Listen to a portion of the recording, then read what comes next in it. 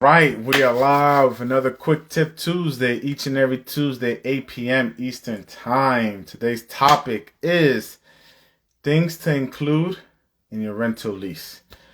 So this is from a new landlords, ongoing landlords, old landlords, up and coming landlords. These are important items to be included in your specific lease. So a few items, I'm just go bullet by bullet and break down some. Of course, the names. Who are your tenants? Who's the owner? Who's the management company? Who's the agreement between? Is it between you? Is it between your management company? Is it between someone that you hired to manage your properties and you have agreement within that with that management company and yourself? Another one is if they have kids, put kids in the leases, put their ages, because at a certain point, if the kids are 16 or 15 and they've been there for many years, you'll know when they turn 18 and they basically are not in the kids section anymore. They actually become actual tenants. So you want to get more information on them. You want to see if they're working or background checks or something of that sort. So that's something to keep in mind.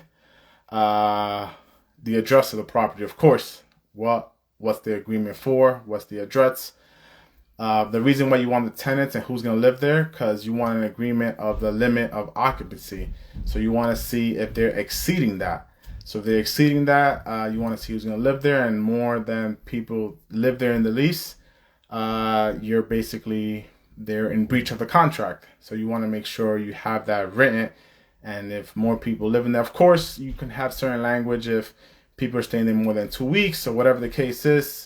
Check your local laws, of course. If they're breaching their contract, they're in breach of their contract. What is the age?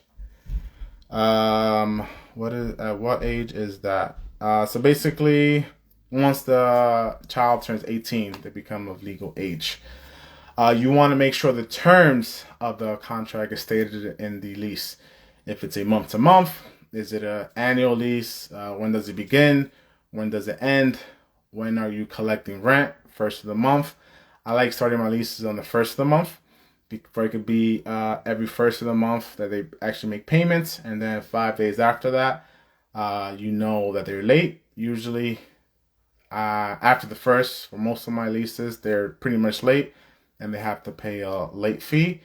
Speaking of that, you want to make sure late fees are within your lease. How much is the late fee? What type of security deposits are involved with the lease? If they're paying a month, they're paying a month and a half. You want to make sure that's written and signed, and of course that you have your deposit. What else?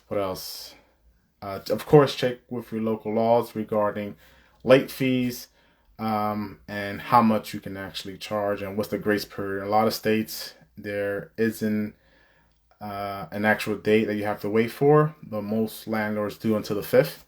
So that's something to keep in mind. If you're charging extra rent, so for instance, if you have a garage, if you have a parking spot, if you have extra storage, that's something that you could charge extra for. Let's see, what else? There's a lot of things that you can charge extra. Maybe if some use of the pool, if you have a pool, or other things. That's something, make sure that's included in your lease and you're getting extra for that. If you have a pet, you can charge an extra fee for a pet. They're not a protected class, of course, so you can charge extra for a pet. You can charge extra for each pet. You can charge a pet fee to receive a fee at the beginning of their contract, which is non-refundable, can be non-refundable. A pet application. There's a lot of things that you can charge a little extra for certain things. Make sure within your lease you have repair and maintenance. I know a lot of landlords that they put in the lease that up to a certain amount, the tenant takes care of that expense. I know some land, I think is up to $100. The tenant has to take care of whatever damage, but there's specific language to that. So just make sure you're checking with your local laws and other things. You want to make sure that you have language in your contract, in your lease, for entry, the landlord to enter the property. Usually I have within my leases 24 hours notice, because you can either just check up on your property, is always good. Make sure the smoke detectors work. If you have any city inspections, if other inspections you have to go in, maybe green card inspection. There's other, maybe an appraisal if you're selling the property. So make sure you have that within that lease to take care of. Also, there could be some language that they need to get renter's insurance. It's pretty cheap, surprisingly, to get renter's insurance. A lot of people don't get it. I try to force, and so that's within my lease and my tenants. I believe you probably get a pretty good coverage for about $10 a month, if I'm not mistaken. But that's something I try to enforce. You can put rules for like garbage, maybe lawn care. That could be included. Make sure the tenants takes care of that. Of course, gotta come to both an agreement. Utilities, who's gonna pay utilities? Like what's included? Is fridge included? Is a microwave or a stove included? So make sure you have that within the contract, where there's no issues once they, of course, exit the property.